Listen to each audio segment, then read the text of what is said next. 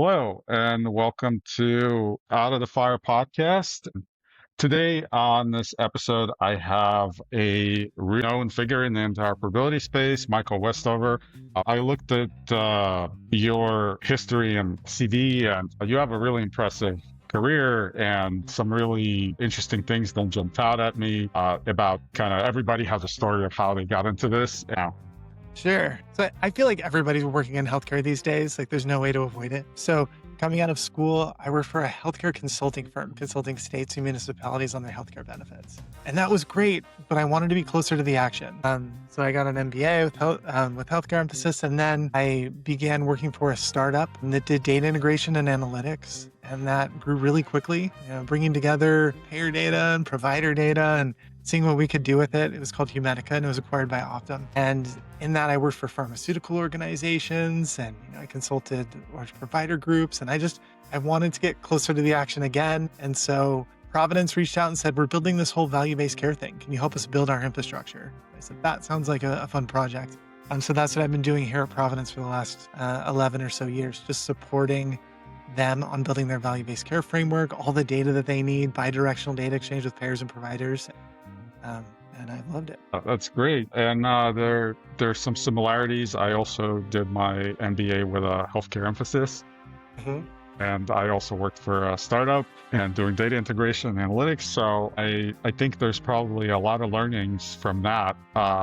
Would you agree with that? I would agree. I mean, I would say what an MBA taught me is that I thought I knew what work was, but I did not know what work was until I was getting my MBA. Getting kicked out of a study room at 2:00 in the morning by people that are taking it over. I mean, people staying up all night to prepare for an exam. I mean, that really blew my mind about how hard people worked.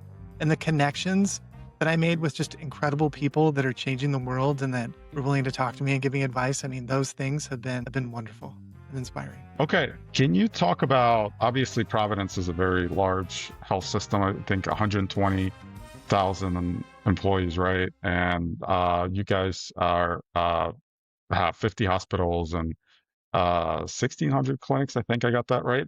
That sounds right. Something like that. Yeah. So like pretty big footprint. So do you feel like over the last 11 years, like, what is your take on what have you been successful at? Yeah. Well, I mean, you mentioned that we're a big health system. I think it's at 7 states and in several different markets. And I think we have something like 150 value-based care arrangements and government programs, hundreds of data formats, tens of thousands of data files every year, just related to value-based care and interactions with payers and providers and their vendors, right? So we have a nice portfolio for learning and being able to make mistakes. I think one of the things that we've done well is that we've learned that each market is different. And so there's some things that I think make sense that should be market related. And other things make sense to do in aggregate and across the system. And I don't think there are too many of those things in healthcare. Healthcare tends to be pretty local. But my sense is that data ingestion and data processing, there's some very good reasons why you'd want to standardize that. Have very strong QA, very strong processes, very strong hands saying, we need to standardize and not do this in, 27 different ways. Having 80 different ways to ingest member rosters is not okay. And so I feel pretty strongly that data ingestion is something that can be done centrally. And when it comes to value-based care, there's some things that we've done right and some things that we've done wrong. One of the things that we've done very right is understanding and go all the way back to the contract and designing the contract in a way that it aligns incentives appropriately and that you haven't really painted yourself into a corner. I think in many value-based care arrangements, it's impossible to do well. It's impossible to take care of your patients appropriately. It's impossible to get the incentives aligned, so to pay for the work that you're doing, unless you've designed that contract appropriately and you've aligned the incentives so that both you and your payer partner are doing things appropriately, right? And you're both working towards the same goals of taking care of the patients and reducing costs and improving clinical quality measures, all of those good things. I think we've done a very good job of starting at the beginning and doing well on that. Also, we've done a good job of aligning on data. If you sit down, payers and providers have a history of tension, let's put it mildly. But when it comes to data, if you have a value-based care arrangement in place that's designed appropriately, payers immediately want to sit down with us and say, okay, what data do you need? What data do we need? And then you can work that out. And I feel like it's an excellent way to come together and forge relationships. So we have some fabulous relationships with payers around value-based care. because of the way we've structured those contracts appropriately, and we've had the ability and resources to sit down and talk about data. For sure. Where do you think data is going in terms of the ease of data integration? Are we still seeing pretty much the same things that have plagued for years systems? And, we've come from a pretty large system, and I think it's pretty similar for how people do data. There's your EMRs, there's other systems. So there's probably what, 12, 1,600 different systems that are in Yes. in in the system, and then you have to aggregate that, and you have to try to tease out that longitudinal record across all these different systems. It's not an easy task. So we're seeing an era of the healthcare data warehouses that I think kind of came and went, and now we're into this kind of like interoperability, right, with fire standards that are increasingly being used for exchange of data. Do you see that changing, or are we still kind of stuck in that muck of trying to deduce all these different, disparate, fragmented data? So, Yeah, I see it changing. Can I talk to you about how messed up it actually is? I don't think people appreciate the level of please, mess yeah, upness that we're talking about here. So this is how it works. Let's say you want to share data with a vendor, like you sign a contract with a giant vendor, multi-million-dollar contract to do value-based care analytics or something, right? The way it works is the vendor sends us a list of this is the data that we need. Let's say it's longitudinal record information, right? That you need to manage the patient. Then you spend a few months looking for someone to write that query to meet their spec. You go into the EHR's reporting database that has, let's say, 60,000 different tables, and then someone spends 6 months like writing a query, or let's say 3 months, right? Because they're solid. They write a query, they QA it, then you send the data to the vendor. The vendor says this didn't match spec or the data's not coming full. You go back around, back and forth. Takes 18 months, and then you go live. Then your product can work. That is too long. And then to make it worse, 2 years later, the query breaks because there's been an upgrade to the HR, and then the person who wrote the query doesn't work here anymore. And so then you have to send someone else to go figure it out, rewrite the query. And it's one of 10,000 queries that are running automatically that no one truly understands. Like, this is not the way to do business. And I know when it comes to data exchange with provider organizations, I feel that there are a lot of national initiatives going like TEFCA, and there are a lot of data standard things like HIEs and regional HIEs. I feel like what's often missing is we're not talking about the right data. We're exchanging data that folks don't care about. And then the data that really does matter, that moves the needle, we're not talking about. So I think what Providence has done really well, and I do think we are moving the needle again, is that we are sitting down with our payer partners and saying, what data do you need to be successful in our partnership? And then we say, this is the data we need to be successful. Let's say member rosters matter. How about the gap lists? Like the payer's the arbiter of how well we're doing on, um, you know, clinical quality measures, for example, right? What if we could get a solid list of these are the data gaps in a format that's a national standard that we can ingest? What about the adjudicated claims data? It's often masked and hiding the financial data. Like the information you really need isn't even there. So you're getting a data asset that's 97% of what you need, but the 3% missing can be the difference between, making $1 million and losing $1 million. And then it's missing the most important data assets, the data domains that you need to do patient care. If we can have strong conversations like that with our payer organizations, and they say, we need supplemental clinical data, and we say, we will knock that out of the park for you. Tie it up in a little bow, give you all the data you need and nothing more, and you'll be able to maximize your performance without hiring a vendor that sits in front of them. Like, so we've had a ton of success. We have great relationships with Humana. You saw that big announcement, Primera, Cambia, CHPW. We are working on doing bi-directional data exchange using data standards and what really matters for value-based care. I think there are huge opportunities in like rev cycle that folks aren't taking advantage of. And other parts of the business. I mean, identity, and I think there's so many opportunities to make progress here. I mean, it's the foundation for everything that we do. yeah. And I could second that, having been in that quality team on the payer side and trying to get all that data together and run all the HEDIS measures and get your yearly submission together. We're trying to close as many gaps as you can. There's like this huge flurry of activity in the last quarter that in 2 months, there's 100 people in quality department. Everybody gets a gaps list. And if that gaps list is not accurate, which oftentimes it's not because you just talked about, payers don't get gaps lists from healthcare from healthcare systems because I'm sure Providence is probably one of the few that is willing to share that. But like things that are based on claims data are delayed, and the only true measure of real time progress is if you have on the ground kind of data, right? So Mhm. that's truly important. And the most successful, I think, health plans are the ones that have those arrangements to really get the most up to date data. And also, they, I think, do proactive like year round. They don't leave it to the last 3 months of the year.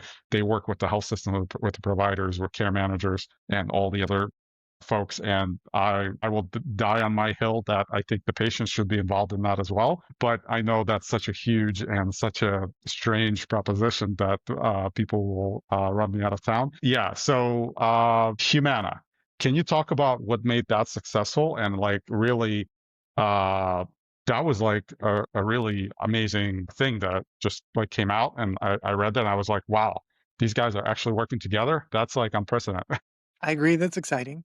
I think what makes this one special is that Humana is a well-respected, I mean, they're very advanced in the interoperability space, and they have made a strong commitment to interoperability to support payer-provider data exchange. I think that is a big deal. So we could talk about where it came from. Maybe we'll talk about what it is, and then we could talk about how it was successful and what we did about it.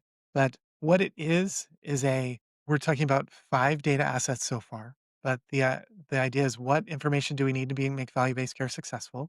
And we're going to align around using national data standards, so FHIR, and we're aligning around modern APIs. So instead of storing the information on a server that folks have to access, and that we need one for every single payer, this is a standard API that we're pulling the data from. And we're starting with the member rosters, like which members are we jointly caring for, which makes a lot of sense because everything else is built on that. So the idea is that we will be getting member rosters from them using standard APIs and the national standard. And then there are a bunch of other provider organizations that they're going to be giving that same, the same APIs are going to be providing access to them. So not just Providence, but all of their providers that would like that, or vendors that are working with them. And then on the Providence side, we're working on producing clinical data that they need, the supplemental clinical data to meet the value-based care quality measures in the standard format. So we're going to be providing that to them that they need. And also we flipped on Epic Payer Platform for them as well.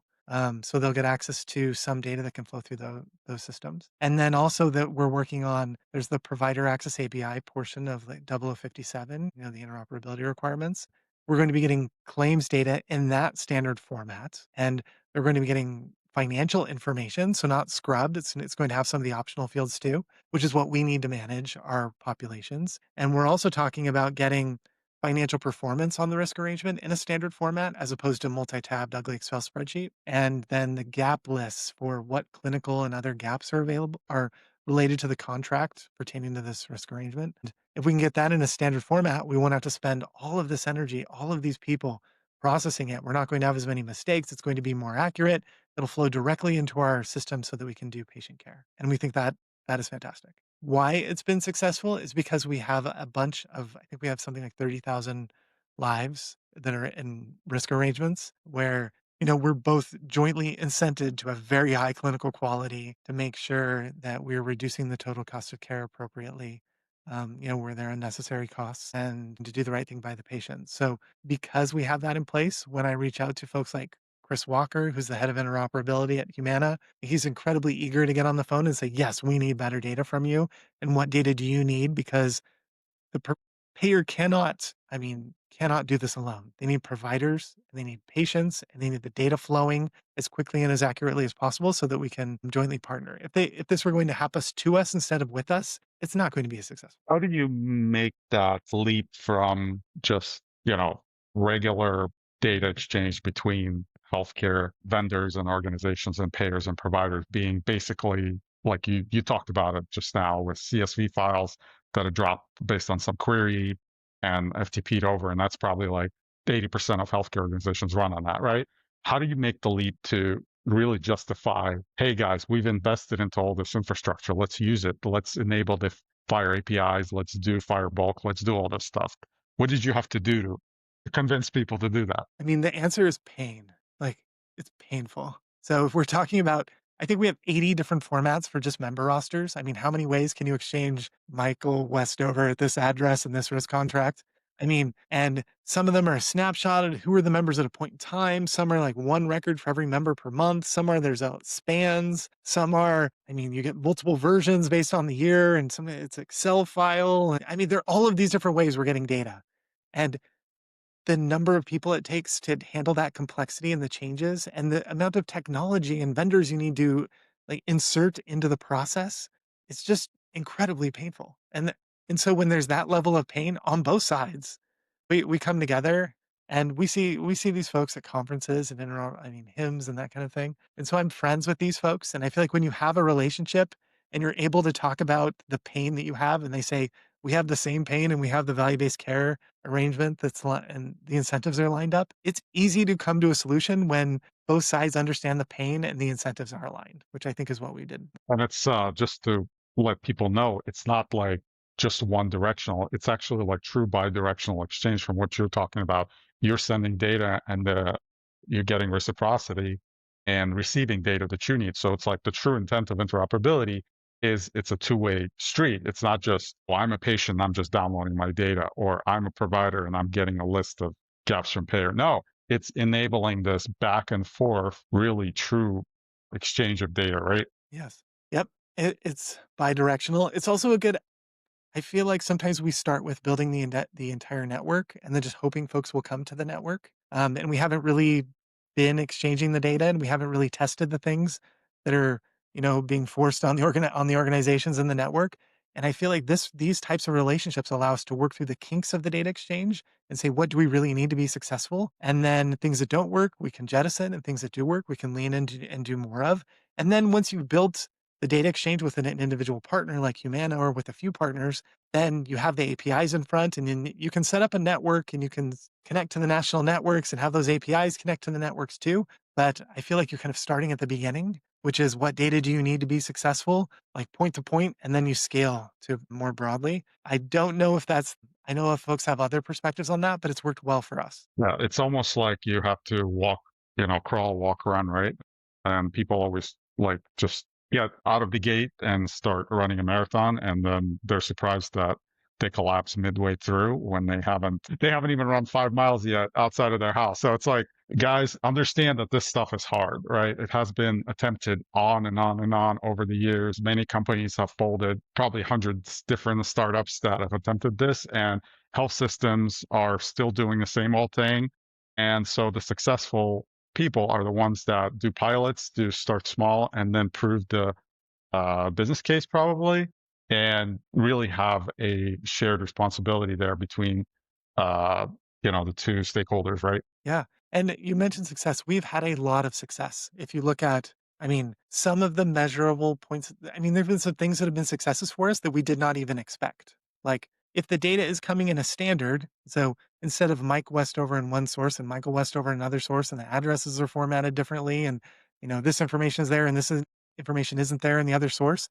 If you're using a national standard, patient matching becomes much easier. So the armies of people it takes to manually match patients inside of the EHR, a vast majority of that goes away. When we started pulling the data using the national standards out of our EHR, the data quality went up immensely. So instead of writing a query using 27 tables out of the 60,000 in the backend reporting database, like we were pulling the data using the G10 APIs in the front end, data quality jumps up dramatically. We saw a 47% increase in the number of patients with usable clinical quality data. I mean, that's a huge win where the providers aren't doing any more work. We're just doing better at extracting the information and communicating it to our partners. And those are just a couple examples of how this focus on looking at the entire feedback loop of where's the data created, where's the data coming in incorrectly. Let's look at each hop and see where the data can be distorted along those hops, and then the feedback coming back from the source of truth and seeing where along the line we can improve the data quality. I don't know how anybody can be successful in value-based care or clinical quality or working with a payer organization without having a deep understanding of each of those points. And you just think it's going to flow magically to everyone because you did the work and you're going to get it and it's going to count in your favor. It's just not reality today. So the two big deadlines that loom ahead in the future, primarily for payers, but I think it's going to also require a lot of work on the provider side, is obviously the CMS 0057. Hmm. prior auth requirements, and then also we have the digital quality transition that NCQA and now CMS everybody are talking about, which there's not, I don't know if 2030 is still going to be the date, but it is happening. And I think you guys are involved. And how were you successful in, you hear a lot about this, payers and providers are not speaking the same language, right? And you talk about Mhm. value-based care, you talk about those arrangements, understanding those savings kind of lift all boats. So like you can't be successful as a payer without certain value-based care arrangement. You can't be successful as a provider in this landscape, and then also meeting these regulatory standards. So how were you successful of that, getting that alignment across the board? I mean, there's a lot there. And I would say we've had different levels of success depending on the thing because they're different. There, there's the data, the digital quality measure component of what you talked about. There's the 0057. And then there's a prior auth component of that, but there are other components to it as well. I mean, think of uh, the the provider access API is one of those things. And then we could talk about our relationship with NCQA. So there's a lot of what you covered there. And I think there are very few provider and payer organizations that have gotten like that have won in the prior authorization space so far. So, and the reason why I think that is because it touches so many different parts of a provider organization. It touches, there's the EHR component, it touches rev cycle, you have the payers that are involved, you have the policies that need to be digitized. I mean, there's a lot that needs to happen for all of that to be successful. I think getting all of the internal teams across our provider organization, for example, has been difficult. It's not just something that is limited to value-based care or rev cycle. Also, the technology has taken a while to become incorporated into the EHR.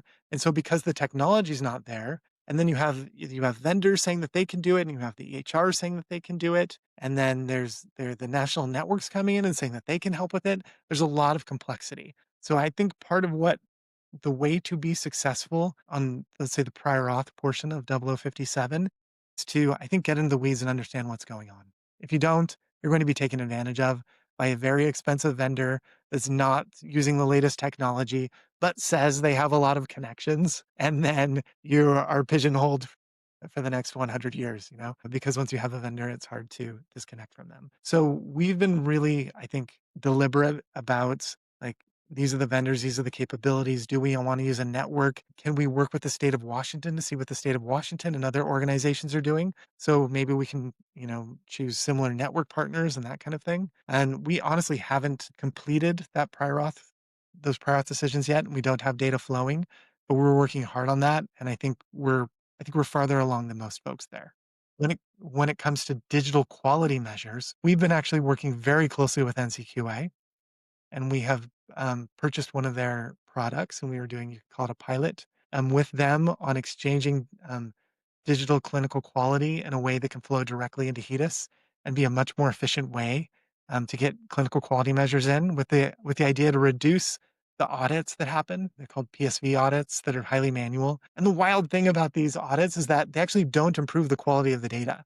They just either kick out data or like say, yep, this data is valid and it flows through, but the nothing has changed at the source. So all of those problems will continue to No. flow forevermore. That is And that is how it's you're structured. spending data, you're spending time just paying kind of auditors. So it's kind of like, instead of, you improving your taxes, or like, here's your tax situation, you just pay a lot of money to somebody to do your tax and tell you what your taxes are.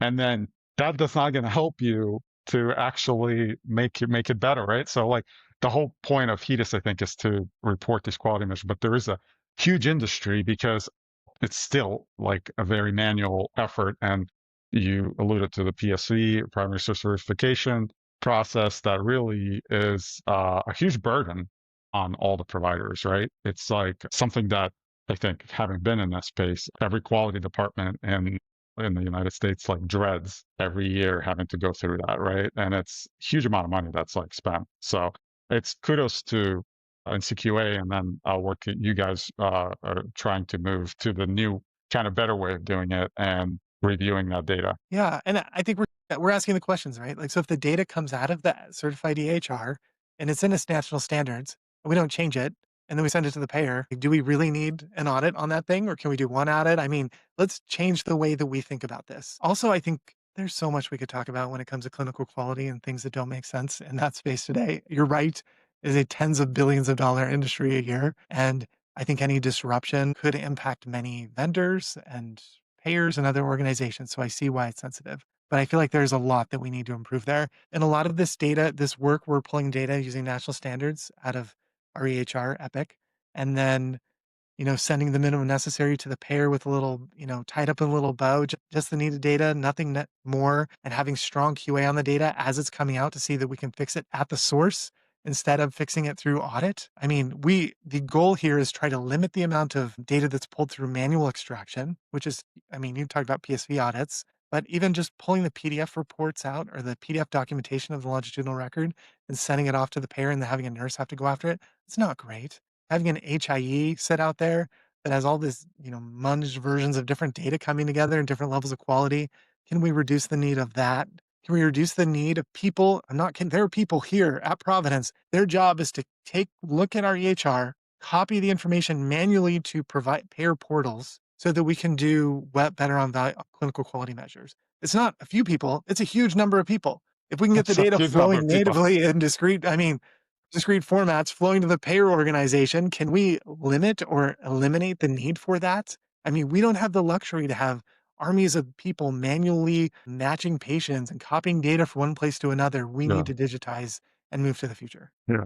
Yeah. And so, like, I think what you're saying is so important to understand is that it's not that we have to prove that the new way is better. We know it's better. Mhm. It's not a huge logical leap to understand that hundreds and thousands of people doing something manually is probably not a good process, specifically when you have hundreds of millions of dollars on the line. Yet this is where we are, right? And Yeah. so I think that implementing data quality, monitoring at scale so that you can see and track the data quality from your core systems, having a standard like we have now with US core standards, right? Which kind of standardized the way some of this, not all, some of this clinical data can be represented, right? And it's all kind of standardized in the format. And so now you can score it, you can track it, you can see what relative quality it is, and is it good enough for HEDIS? And I think that the answer is yes. We've already seen NCQA said that we're moving to CQL based quality Mhm. measurement, right? Which means that we're not going to use claims data, although it's part of the equation, but it's not going to be the only data that we use, right? So, Yeah. I mean, um, Multicare and Infor did a really interesting white paper showing that it could be used not just for like Medicare Advantage HEDIS measures, but for like the ECQM type measures that are used by CMS for the government programs. And there's no reason we need to have different processes. I think there's a lot of opportunity for us to come together and standardize. And while you were talking, there's this one perspective. I don't know if I should be bugged by it or if I should see it as an opportunity, but so many folks view interoperability as a compliance exercise. Like, I'm going to do 0057 at the last moment possible, the least amount of effort possible, and I'm going to check the box. And I think that's great. I mean, I can see why you'd want to do it that way. But wouldn't it be better to look at areas that are incredibly meaningful to your business and to your patients and to focus on those areas of data exchange so that your business can thrive for the foreseeable future? I mean, I feel like it's organizations that can do good work and communicate what they're doing and that's interoperability, that are the ones that are going to be successful. So, like identifying very like the core business needs and then drilling into those data flows. I mean, I'm incredibly biased because that's my job, but I just feel like that is where healthcare organizations are going to succeed or fail, especially on the provider side, especially on the payer side. words. Okay, so I have a little bit of a rapid fire segment here, Nice. and I'm going to ask you one question, and then you can answer it as well as you can. But what's the one data element that is always wrong? The one data element that is always wrong, I would say financial information and claims data is always wrong. And it's masked to the point of just masking it into oblivion, where they say, oh, we're giving you some of the data, but it's not enough to be usable, right? Because you need to know the total cost for a patient, right? You don't need to know most of the cost. So that the financial information matters to patients, it matters to Providence, it matters to payers, and having that data not flow accurately is not, even if there's a good reason for it, I'm not a fan. And I wanna add one more thing on that while I'm on my soapbox. Providers are sharing basically the entire longitudinal record out of their EHR. Could that be used for anti-competitive purposes? Absolutely, right? Could it be used for things that are not appropriate and that the patients don't want? Absolutely. And yet we still do it because we have contracts in place that limit how that data is used. Now, payer organizations will often say, we can't share this data with you, provider, because it could be used for anti-competitive purposes. Like, yeah, it could, but why don't we just set up our structure, our arrangements so that we share the information that is needed and and we won't use it for anti-competitive purposes. We need to have a level of trust.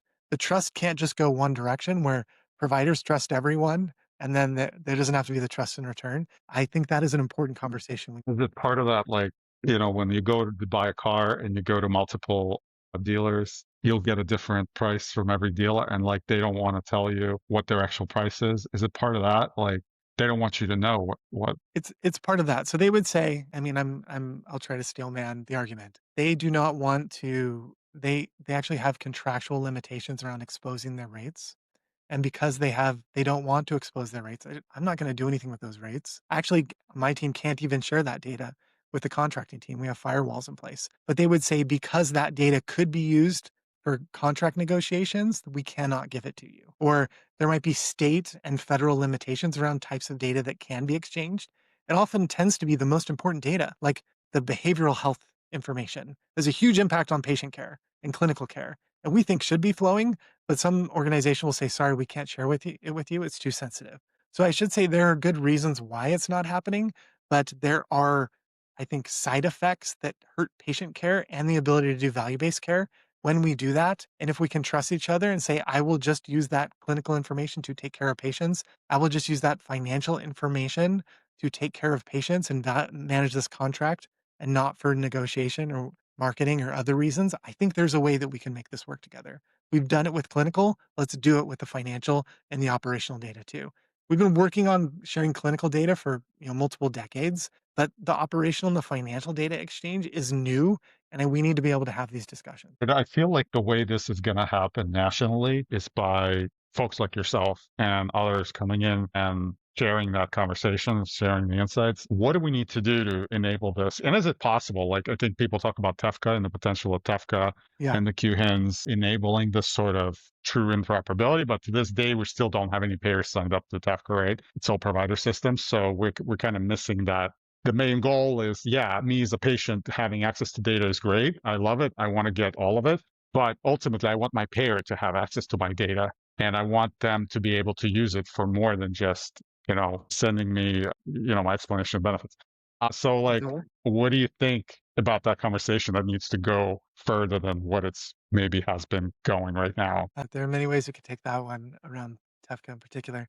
But I think you said something early in this call. If we can allow patients to extract their healthcare data themselves and digitize it, and we can create some tools that patients actually need to use to manage their healthcare, I think that is where the true interoperability is going to happen. Because if it's payers and providers and vendors, all these, I'd say, profit-seeking organizations that have strong organizations to act as bridge trolls, sitting on top of the data exchange and like blocking it and charging for it. And I think that that is going to continue for a lot. I mean, honestly, I see a way of how these networks are shaping up that when money starts changing hands and it's a financial opportunity, it's going to be really hard to get the data flowing seamlessly and cleanly across these organizations. But if we can insulate patients from that, I think the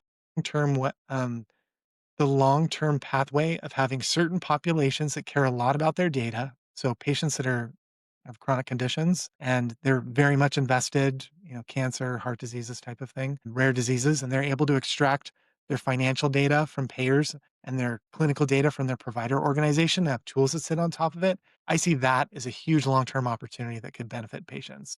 I'm with you, Gene. I hope that business to consumer to business pathway, I think is going to be happening more and more over time, although it might take a decade or two. And there's some, walled gardens and some invested interests that don't want that to happen. When it comes to TEFCA, I think that there are huge opportunities around being able to exchange data nationally. I think that's going to continue to evolve. I agree with you that the payer organizations will need to join. I don't think that TEFCA is the only like the CMS aligned network. I think that eHealth Exchange has a network. There's Care Quality is a thing that has its own set of problems, like big problems that we could talk about too. But like I'm a fan of having different ways to do networks where we fix some of these problems on a smaller scale and then scaling. Having the whole, there's only one way we do things. Everybody signs a blank check and they'll exchange whatever data anybody wants on it. And there's going to be 1,000 connections to every network and everyone can pull whatever data they want anytime. And there's not going to be QA around it. I mean, and they're not going to be different levels of trust. Like I would like to see more experimentation around how we do a lot of this national network data exchange. And I like the way we're doing with Humana. And then if that works, we can scale that to other payer organizations and, Washington networks. And then we can connect that to a national network on things that are working well. I think there's a way to do this intelligently. If your organization kind of sitting on the side and you wanted to get into interoperability and you see the success that Providence and Humana have had, and maybe the organization has relationships also with Humana and Providence, how do they get involved to also be interoperable? You mean Humana to be interoperable with everyone in the nation or to be interoperable with other, yeah. Well, to kind of take the example of you guys coming together and sharing data in an interoperable way and getting value out of that. If there's other organizations that want to do the same thing, how do they get involved? Well, I mean, this is the fun part, right? So we have the API set up. We have 4 payers that we're working with right now. And then when we talk about it, like when we talked to sent out the Humana notice, we had a bunch of large payers reach out to us and say, this is really exciting. Like, can I talk to you? There's also some really interesting conversations that happen around, can we think about restructuring the way value-based care is done? Like right now, value-based care is, you can think of it as a hedge against risk where the payers, they're going to, if they do really well in the if they do really well, then they're willing to share some of what they've done with an organization to incentivize them to change their behavior or get data. But that's more of a hedging risk. Like we're already making a lot of money. If we're going to make an extreme amount of money, maybe we can share some of that. We can do the shared savings contract and give that to a provider organization. But it's around a very limited population size of a few thousand lives, let's say, that are in a value-based care contract. What if we thought about that differently and we just said, okay, what if Humana, we look at value-based care differently and we say, what does Humana need to be successful? What does Providence need to be successful? It's not around a limited risk population. We can do a lot around data and let's partner around clinical quality and let's partner around like really serving our lives, the lives that we're taking care of together and doing different kinds of value-based care. There's a huge amount of opportunity around that for organizations that are truly partnering and not just doing risk hedges or using it as contract negotiation games, which is a lot of what value-based care is today. I um, I want all of the payers that we work with to reach out to me and say, let's exchange data at scale. Let's do this the right way. Let's change the way we do value-based care. And then when that works, let's bring other providers in our region together. And this does not work if it's just Providence or just Multicare or just Intermountain Healthcare in Utah. Like if it's just the 3 of us, that's not enough, right? We need to do this at scale across the nation for everybody. And you need the labs, you need the retail pharmacies, you need the PBMs, you need all the other intermediaries that are involved that um, have access to that data to pull the really complete picture, right? Because that's what you really need if you really want to be able to affect change. Exactly. But I think payer provider is a really good place to start because our Yeah. vendors, they have a huge incentive to come along because they are getting data in infinitely, infinite number of formats that are incredibly messy. And so if they can standardize, they can become more efficient, they can provide more value, or at least they can provide not value in cleaning the data, they can provide value in actually doing things that move the needle and help healthcare, as opposed to just, sitting in the data and processing it, changing it from one form to another. And so I like the pair provider starting point. You're right that there are a bunch of other players in the space that we need to come along with us, but there's just so much opportunity. It's not like we're going to solve it and everybody's going to be done. There's enough here for a large number of organizations and different types of organization to fix things in a meaningful way that will make money for their organizations and help patients along the way. Okay. So that by itself, I think, was a great a way to kind of end our conversation. But I'll throw one more quick hit in. Sure. Just are you doing anything cool or exciting, or actually, let's not make it cool or exciting, but let's make it actually like useful with AI. So like, give me one use case of like stuff that you guys are doing with AI that's actually working, moving the needle, taking burden away from providers, etc. I'm really excited about the potential of AI and it scares me. I'll tell you why it scares me. It's so hip and sexy today that I'm worried that all of our all the data engineers are just going to stop what they're doing and start working on AI tools. And that's not it's not an idle concern. That's a real thing that could really happen to these organizations. I We think are it's already using happened. yeah, this is really happening. Like, we want to do an AI project. I'm like, how's this going to help us? We're going to process data faster, better, cheaper. And they're like, it's going to be really cool. We're going to have a cool chatbot. Maybe that's really helpful. And I just can't see it. But um, I am really excited about AI sitting on top of our data ingestion pathway. We're actually working on this now of feeding all of our reference documentation, all of our data dictionaries, all of the national standard information into a kind of a learning center, like having a knowledge base, and then using that to help with quality as we're doing checks, to have AI that sits on top of our data flows and scanning and looking for errors. I think there's a lot of opportunity there. There's also a lot of opportunity to have AI help with mapping and processing our contracts and pulling the relevant metadata about our contract, which is the foundation for like which levers you need to pull to do well in the contract. There's a huge amount of opportunity there. We're in negotiations with a vendor on that right now. But my team in particular is using it around AI that sits on top of our workflows and looks at the data quality and the knowledge so that we can do more with fewer people and faster. Could we be doing more? Absolutely. Am I scared of doing too much with it and it not being actually helpful? Because I hear all these stats about only 20% of AI projects are successful or add any value. Yes, Yeah, I'm worried yeah. about that too. But I think like we also are not going to learn, and it's not going to get better if people are just sitting on the sideline waiting for the perfect time. I think that Yes, just as I'm sitting there at night and my wife now hates me because I'm instead of watching our show in bed, I'm like down there with my laptop with Claude Code, and I'm just addicted to it, right? Because it's like I have a I whole love it. I use it. a Yep. team of software engineers basically working for me, and I can build whatever I want. But it's like it's addicting, right? So, but at the same time, it's different. Like if you're in an organization, in a business with priorities and set goals, and it kind of opens up, I think, a lot of can of worms. But I think Yeah. that the only way you're going to get better at it is if you start learning and applying those learnings. And you I'm know, with you. Yeah, we have a few applications we use, like web applications that we've used, and we're working on putting AI and connecting it to all the code bases to use it to just manage our code and rewrite code and like connect the like next gen. I mean,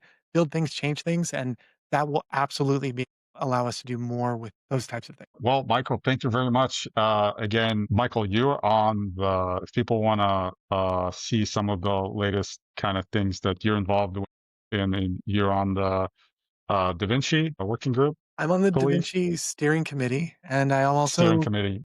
there's the trebuchet part of Da Vinci, the trebuchet fire pilots that I'm active on because Uh, I'm very interested in like practical ways to utilize fire and make it better. So if anybody wants to reach out to me through Da Vinci or just on LinkedIn, like I'd love to chat with them about fire and how to use it and have it actually help your business and not be a sideshow. Awesome. All right. Well, thank you very much, Michael Westover. And if you want to look at more episodes of Out of the Fire podcast, you can go on any podcast platform and check out all the other episodes. But I appreciate it. Thank you for your time, Michael. Thank you, Gene. I enjoyed our conversation very much. Thank you. I did as well. Thank you. All right. Bye.